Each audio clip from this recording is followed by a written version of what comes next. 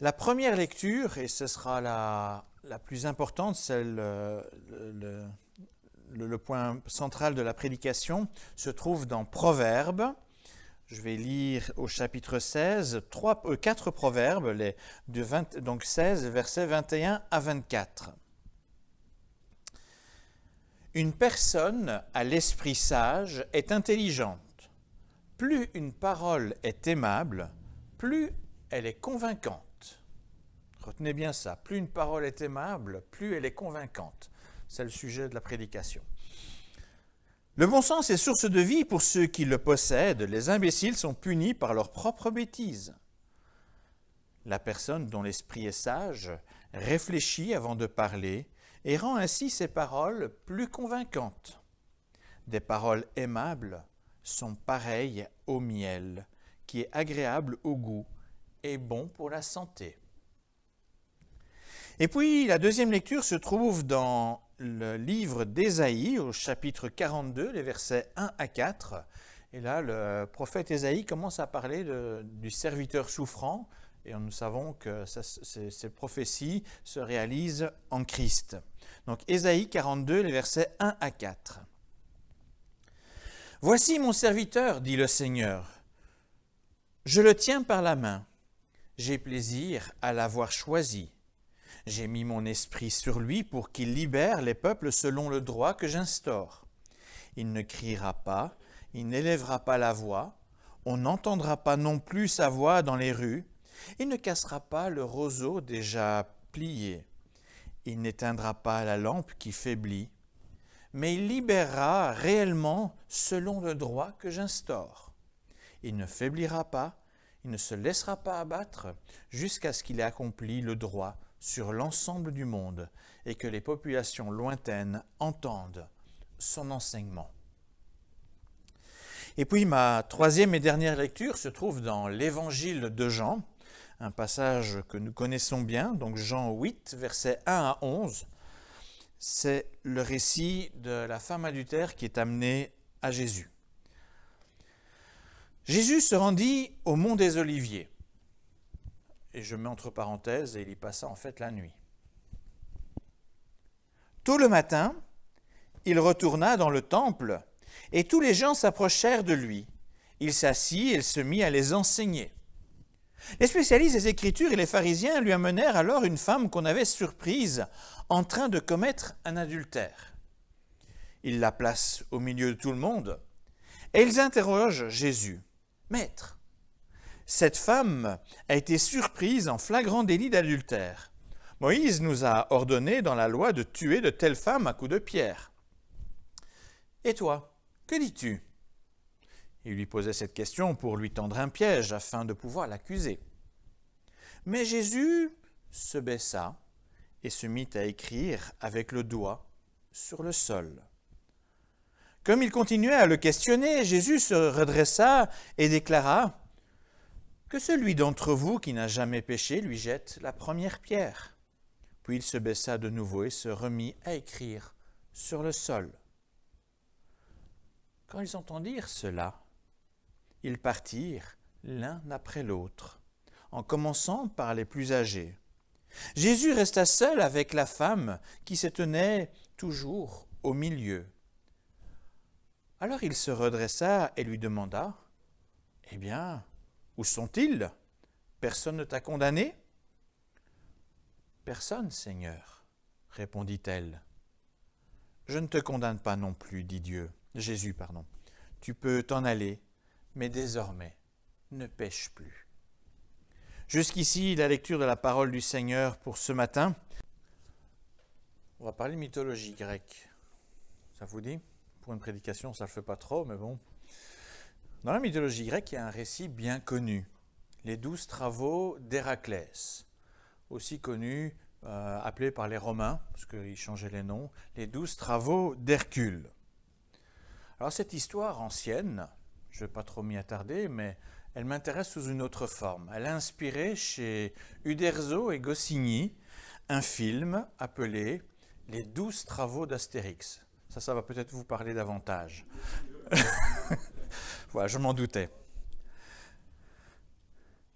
Dans ces 12 travaux d'Astérix, les deux auteurs n'hésitent pas à se moquer des aberrations rencontrées dans les administrations. C'est peut-être des 12 travaux ceux qu'on retient le mieux parce qu'on y est vraiment confronté. Donc c'est la 8e épreuve. Astérix doit se procurer le laissez-passer à 38. À 38. C'est important. Hein. Donc, il doit se procurer ce laissez-passer à 38 dans ce qu'ils appellent la maison des fous. La maison qui rend fou, pardon. Alors, à ce moment-là, Astérix est pris dans un tourbillon de procédures qui n'en finissent pas, avec des demandes toujours plus absurdes les unes que les autres. Alors, cette scène cinématographique est restée évidemment gravée dans l'esprit des spectateurs, car elle décrit finalement assez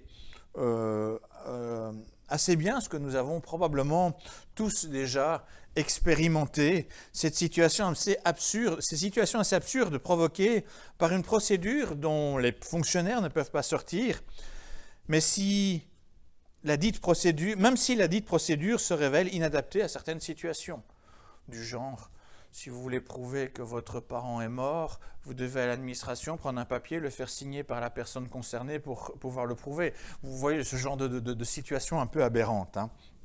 On connaît ça. Alors en pareil cas, même les plus sages perdent un peu la tête et ont envie vraiment de s'emporter dans la colère. On n'arrive pas toujours à rester très très calme devant ces aberrations. Il n'est pas sûr que la solution d'Astérix marche à tous les coups. Lui, quand il s'est rendu compte de tout ce qui se passait, il a eu une petite lueur à l'esprit et il a changé la tactique. Très aimablement, il a demandé « Est-ce que je pourrais avoir le formulaire A39 ?» Ah oui. Et là, l'administration est sans dessus-dessous parce que ce formulaire est imaginaire, pas de procédure en fait pour celui-là. Et finalement, à la fin, le préfet de l'administration n'en peut plus et va lui donner son formulaire A38 pour être tranquille. Vous pouvez essayer, hein. Ça m'étonnerait que ça marche, mais bon. Dans la vraie vie, il ne manque pas des situations qui nous énervent, capables en fait de nous faire sortir de nos gonds. On a beau être très patient, on a tous, je pense, à un moment donné, nos limites. Cela peut être des situations absurdes, mais aussi des situations d'injustice ou de faute, des situations d'incompréhension ou de désaccord, des situations de jugement ou de rancune. Ce sont là autant de raisons d'être de mauvaise humeur et de se mettre en colère. Autant de raisons qui nous conduisent à perdre toute maîtrise de soi. Vous vous rappelez ce que Pierre nous disait, la maîtrise de soi ? Alors des paroles malheureuses sont lancées telles des missiles explosant au cœur, au point de déchirer des couples, des familles et parfois des frères et sœurs en Christ. Heureusement pour nous, c'est aussi pour ces situations très pratiques que nous avons probablement tous déjà rencontrées, ces situations où le mal se manifeste. C'est pour ces situations pratiques que Dieu s'adresse à nous par sa parole et par le Christ, le serviteur paisible promis par le prophète Ésaïe. Le Seigneur veut vraiment nous libérer du péché des paroles assassines et nous encourager à choisir des paroles qui relèvent, qui encouragent, des paroles qui guérissent, des paroles qui pardonnent, des paroles aimables qui sont, comme le dit le livre du Proverbe, pareilles au miel qui est agréable au goût et bon pour la santé. Nous le savons, nous sommes tous appelés à renoncer au mal afin d'être restaurés à l'image du Christ. Mais Christ, il a mis la barre très très haut. Nous allons le voir. Un épisode de l'évangile de Jean est particulièrement instructif à ce sujet. Le récit que chez Jean avec la femme adultère a mené à Jésus pour piéger Jésus, amené par les chefs religieux. Alors qu'il a passé une bonne partie de la nuit très certainement à prier, au calme, à l'écart, au mont des Oliviers, il aimait aller là-bas pour prier. Mais Jésus revient au centre-ville, vers les gens, pour les enseigner comme il avait l'habitude de le faire. Une belle journée s'annonce pour lui. Nourri par le temps passé dans la prière avec son Père, Jésus doit être dans de très bonnes dispositions pour enseigner les gens qui viennent autour de lui. Toutefois, certains sont là pour gâcher sa journée et son ministère. C'est comme si nous allions au travail après une bonne nuit bien reposante où on a vraiment pu faire le vide de tout tracas, mais dès notre arrivée, là que les emmerdes commencent, ce qui laisse deviner une journée assez pourrie. Souvent, quand cela arrive, notre jovialité laisse la place à la mauvaise humeur. Cependant, assez étrangement, Jésus ne réagit pas comme nous le ferions plutôt naturellement. Il est face à ces gens belliqueux qui veulent un peu la bataille et qui ont des paroles de jugement très dures à l'égard de la femme, mais aussi des paroles particulièrement méchantes puisqu'elles tentent en fait de piéger Jésus et de lui faire mal en le piégeant. C'est à double tranchant ces paroles des chefs religieux. Pourtant, Jésus ne compte pas se faire gâcher sa journée par des emmerdeurs. Excusez-moi l'expression, mais c'est plus frappant et c'est plus parlant par rapport à nos situations à nous, je pense. Parce que dans nos situations, on n'hésite pas à utiliser ces mots-là. Jésus ne compte pas se faire gâcher sa journée par ces gens qui ne manifestent en fait aucun amour, ni à l'égard de la femme, ni à son égard. Il témoigne alors d'une maîtrise de soi, d'une maîtrise de lui, assez surprenante.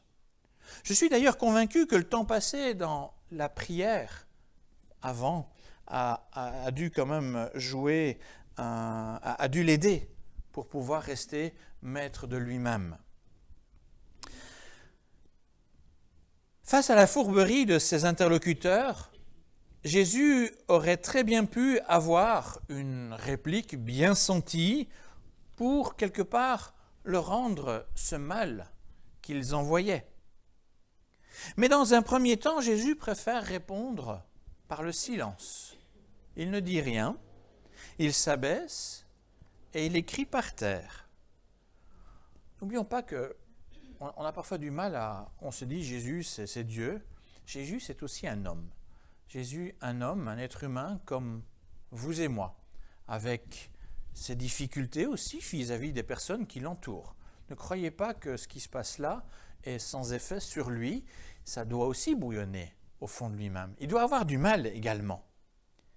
Et peut-être utilise-t-il ce moyen pour ne pas se laisser tenter par la colère et garder son calme.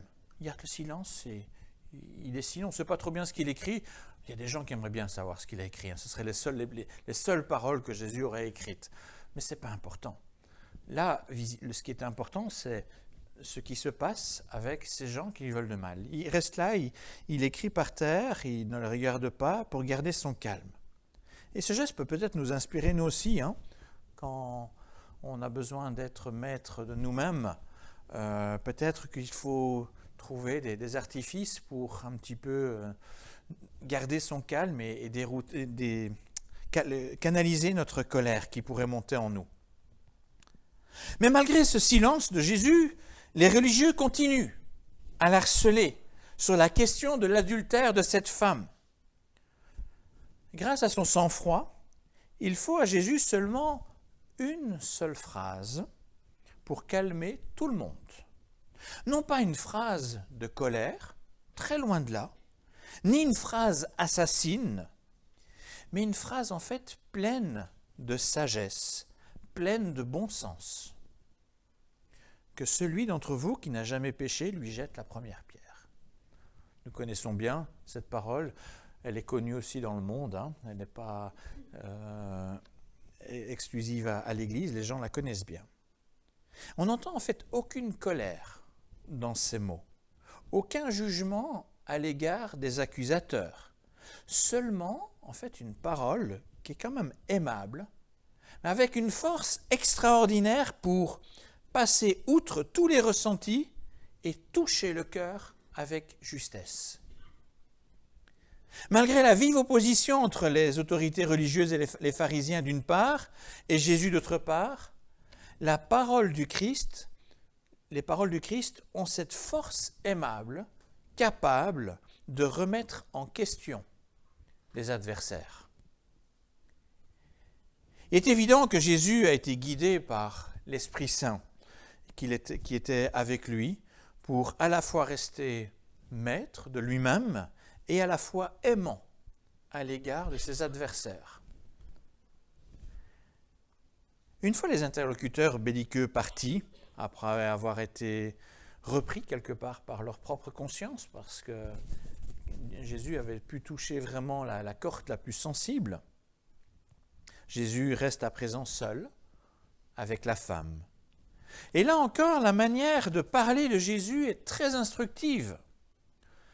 Certes, Jésus ne minimise pas la loi de Moïse qui avait été donnée par Dieu à Moïse. Être aimant ne lui impose pas de rejeter la notion de péché comme l'enseigne la parole de Dieu. Certains disent, voilà, pour être aimant, il faut arrêter ces lois anciennes. Je vois Jésus qui est aimant, mais qui ne rejette pas cette notion de péché. Il ne rejette pas cette loi. L'amour n'est pas incompatible avec la loi qui dénonce le péché. Mais contrairement aux accusateurs, Jésus choisit une parole qui ne juge pas, mais une parole qui relève. Il évite ainsi, d'une part, le piège du libéralisme religieux qui abolit la loi en refusant la distinction entre le mal et le bien, et d'autre part, le piège de l'intégrisme religieux qui utilise aveuglément la loi pour écraser et condamner. On a ces deux extrêmes dans le christianisme. En revanche, il offre l'occasion à la femme de repartir, de recommencer sa vie sur une base nouvelle. Nous ne connaissons pas vraiment la suite de l'histoire de cette femme, mais je ne doute pas un instant que les paroles aimables de Jésus ont dû avoir un impact très grand sur sa vie et sans doute même un impact salutaire. Ainsi donc, ce petit épisode de l'évangile de Jean illustre, je trouve, tellement bien le proverbe lu en commençant. Une personne à l'esprit sage est intelligente, plus une parole est aimable, plus elle est convaincante. Jésus a vraiment pu convaincre les personnes à qui il s'adressait. Alors pour la seconde partie de la prédication, je vous propose de considérer notre propre situation, qui bien souvent ressemble à la situation dans laquelle s'est trouvé Jésus.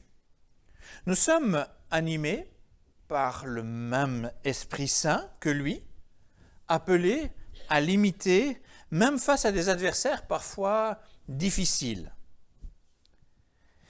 Et pour cette seconde partie, je vous propose une autre histoire vraie qui s'est passée il y a une vingtaine d'années aux États-Unis. C'est l'histoire de Rosalia Butterfield. Une histoire qu'elle raconte dans un de ses livres, elle en a écrit plusieurs et elle donne ce témoignage. Alors, Rosalia est une jeune femme intellectuellement très brillante. Elle passe un doctorat en philosophie et devient professeure renommée d'anglais à l'université privée de Syracuse près de New York. Rosalia se fait connaître pour ses positions très progressistes, très à gauche et féministe, et également pour son soutien très marqué à la cause LGBT.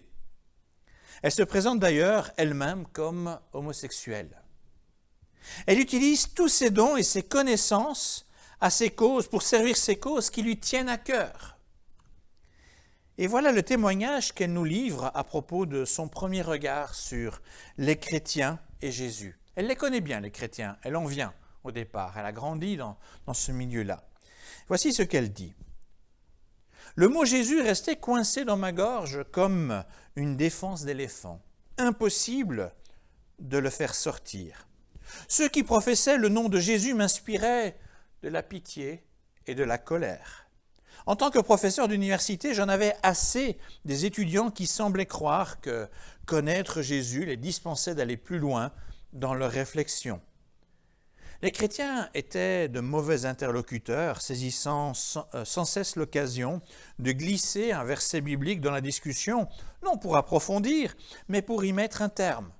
Stupide, inutile, dangereux, c'est ce que je pensais des chrétiens et de leur Dieu Jésus. Un jour, cette Rosalia écrit un article contre la droite religieuse. Vous pouvez imaginer que ça fait du bruit. Cet article, en fait, suscita une très vive réaction. Elle crée alors 2 dossiers où elle collecte toutes les réactions qu'elle a. 2 dossiers pour les classer. Un dossier pour tous les messages de haine et un autre avec tous les messages d'approbation. Vous l'aurez compris, Rosalia est clairement une ennemie de la foi chrétienne et probablement parmi les dernières personnes à qui on penserait pour le salut en Christ. Est-ce qu'on se dirait, tiens, Rosalia, elle mérite aussi le salut? Avec tout ce qu'elle faisait, tout ce qu'elle militait contre l'Église, contre la foi chrétienne, c'était compliqué.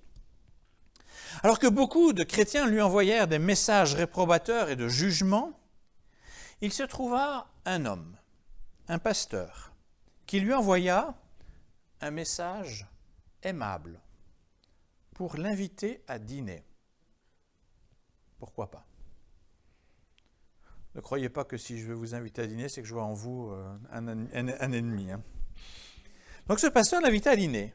Et plutôt que de chercher à l'intimider et à la menacer, comme le faisait un grand nombre de chrétiens, il s'intéressa vraiment à elle et à sa façon de penser. Il discuta longuement avec elle. Rosalia est alors surprise par cette invitation inclassable dans l'un des 2 dossiers. Elle accepte l'invitation. Alors commence entre Rosalia et le pasteur un dialogue aimable. Lui exprima une certaine approbation pour quelques-unes de ses idées et actions. Je dois vous dire que dans la situation que j'ai dit tout à l'heure, elle n'a pas tout à fait tort à tout point de vue. Il y a des moments où c'est vrai, on lance un verset biblique pour clore une discussion et on fait fi de toute capacité de raisonnement. Donc lui montrait une certaine approbation à ses idées et actions. Elle écouta avec attention les remarques pondérées sur certaines de ses incohérences dans ses raisonnements, pourtant brillants. Et Rosalia est vraiment touchée par l'humilité de cet homme, si différent des autres chrétiens qu'elle côtoie. Parce qu'il parle aimablement, elle s'ouvre en fait à lui et se laisse remettre en question dans ses positions. Et elle finit même par devenir chrétienne et changer radicalement de vie. Elle est aujourd'hui mariée avec un pasteur, voilà, avec qui elle a plusieurs enfants. Vous voyez le changement radical d'homosexuel, anti-religieux, à finalement femme de pasteur avec des enfants. Et elle rend publiquement témoignage du bouleversement de vie permis par l'action du Saint-Esprit chez elle et chez cet homme qui a pu avoir une parole aimable au moment opportun.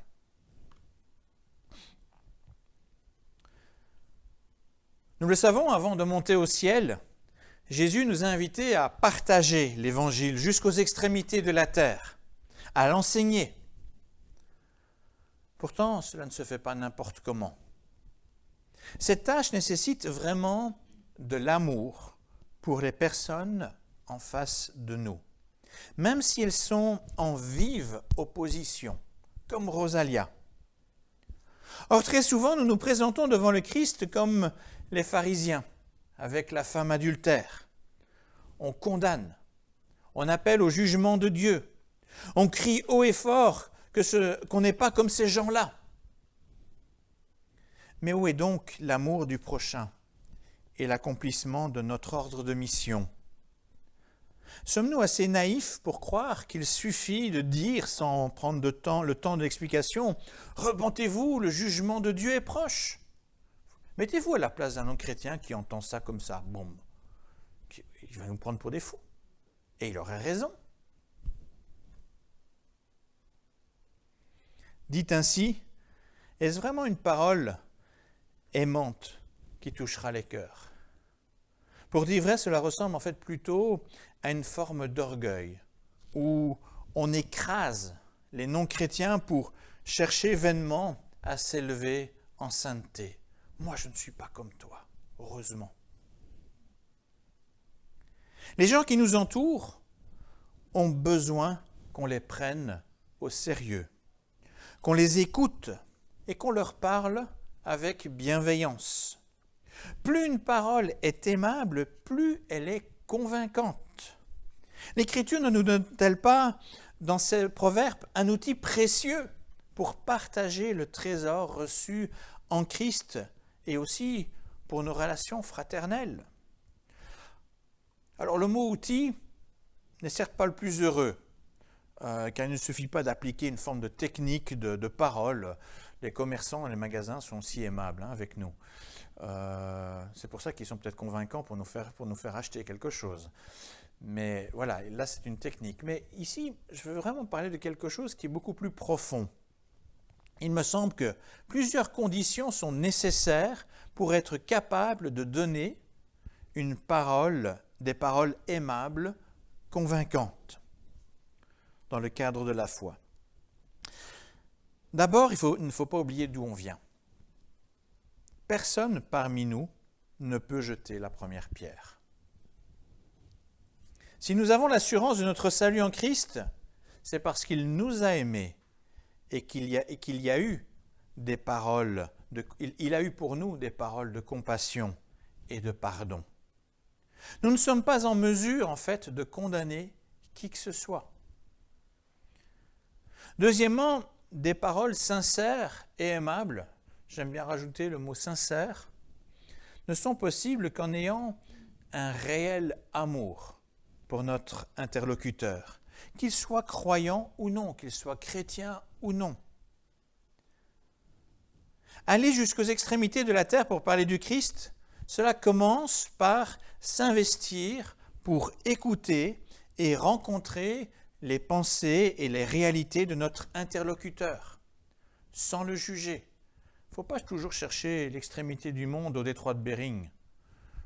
Il commence avec les gens qui sont autour de nous. La profondeur des cœurs des uns et des autres est déjà un très long voyage. Cela ne signifie pas qu'il faut abandonner nos valeurs chrétiennes en écoutant. Jésus n'a jamais abandonné ses principes, il n'a jamais nié la loi, il l'a gardée. Nous n'avons pas non plus à devoir abandonner nos valeurs chrétiennes, mais bien à chercher à comprendre l'autre dans son système de valeurs, à le prendre au sérieux et, quand c'est possible, à même le mettre en valeur. Pourquoi pas lui donner raison à certains moments si c'est juste ce qu'il dit? Tout n'est pas faux dans ce qu'un interlocuteur peut dire. Il y a des bonnes choses. Chez nous, on a des choses qui ne sont pas toujours bonnes. Hein? Troisièmement, nos paroles seront pleines de sagesse à condition d'être nous-mêmes ouverts à l'Esprit Saint. Dans le récit de la femme adultère, j'aime ce verset qui rappelle la nuit que Jésus a passée au mont des Oliviers. C'est intéressant de voir cette nuit-là. Ça paraît juste un petit détail de liaison. Non, ce n'est pas un petit détail en fait. C'est un élément important. Il était très certainement là-bas à l'écart pour prier comme il avait l'habitude de le faire. C'est l'Esprit de Dieu qui nous donnera la sagesse et l'amour nécessaires pour avoir des paroles aimables et bien à propos. Évidemment, cela ne nous dispense pas de réfléchir. On le voit d'ailleurs dans le verset que nous avons lu tout à l'heure en Proverbe 16, 23. C'est 2 versets plus loin que le verset clé. La personne dont l'esprit est sage réfléchit avant de parler et rend ainsi ses paroles plus convaincantes. Donc être aimable, mais réfléchir aussi. Alors tout ce que je viens de dire est assez différent de ce que nous entendons habituellement sur la question de l'évangélisation. Quand on parle d'évangélisation, on parle souvent des moyens à mettre en place, de beaucoup de choses, de Jésus qui sauve, etc. Moi, ici, je suis en train de vous parler d'un état d'esprit par rapport à la personne que l'on veut rencontrer de façon à pouvoir lui parler de façon aimable. Et je me répète, ce n'est certainement pas une technique à appliquer, mais d'abord vraiment un état d'esprit marqué par l'humilité devant le Seigneur et devant les autres. Cet état d'esprit se travaille en se mettant soi-même à l'écoute de la parole de Dieu qui nous parle aussi de façon aimable, de sorte à nous remettre sans cesse en question. Pourquoi est-ce que la Bible peut nous toucher comme cela?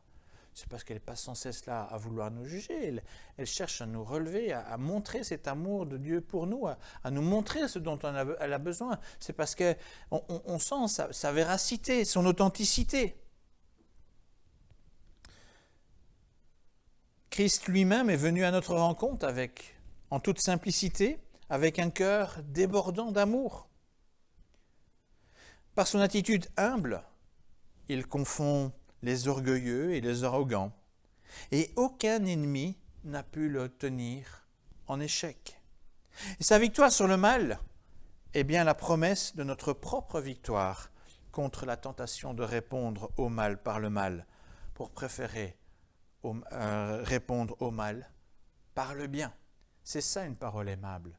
Même si on est attaqué, même si c'est quelqu'un qui est en vive opposition avec nous, être capable, aidé par l'Esprit, de répondre d'une façon aimable pour être convaincant.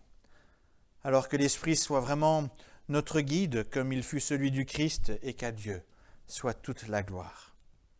Amen.